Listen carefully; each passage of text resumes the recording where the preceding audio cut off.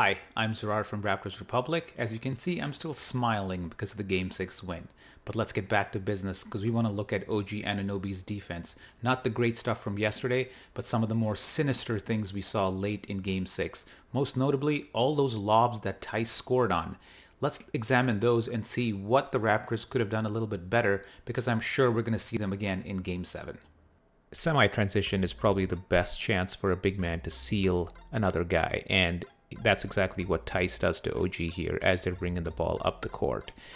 OG's mistake here is probably to be in the position that he is. He probably should be behind Theis, where if a pass does come in, he can poke it out maybe or establish better position. But instead, he's ahead of him, and the pass from Smart is a pretty good one, and the rest is history. Slip screens are screens where you barely set the pick and you immediately roll to the rim. It sort of catches the defense off guard because they're used to a screener taking their time to set the screen.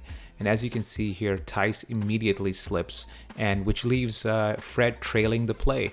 And as OG comes over to defend against Walker, Theis is going to be open.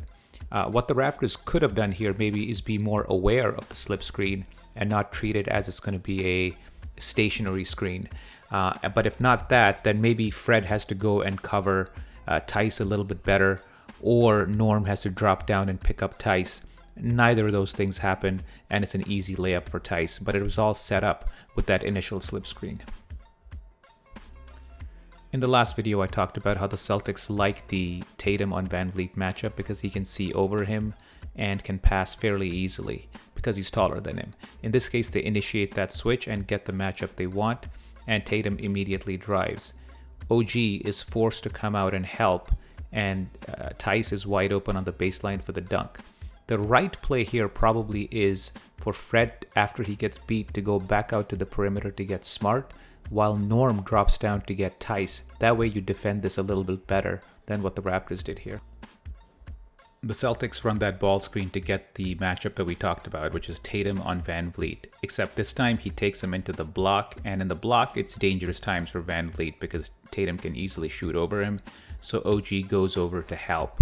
Now, as he's help conscious, you don't really expect Marcus Smart to make this pass. You expect him to maybe drive, so maybe you think you have a little bit more time to react, except that Theis and Smart have made some pretty good eye contact here, and he's cutting straight to the rim for an easy lob. This is just a great pass, and sometimes, man, even if you played this perfectly, this pass is really hard to stop because any cheating from OG will leave Theis open enough, and a pass like this will find him.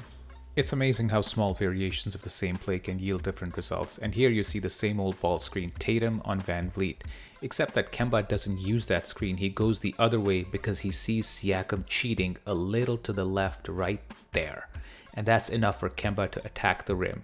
As he does so, notice Siakam, his positioning is really weak because he's not stopping Kemba at all. He's just watching the play. Instead, he should have really just sagged back and stopped that drive. But he's watching, and the rest is history. I know we've seen this a few times already where OG is forced to come out and nobody drops down to pick up Theis for the easy dunk. I hope you enjoyed that analysis. If you did, make sure to subscribe to our YouTube channel. Goodbye.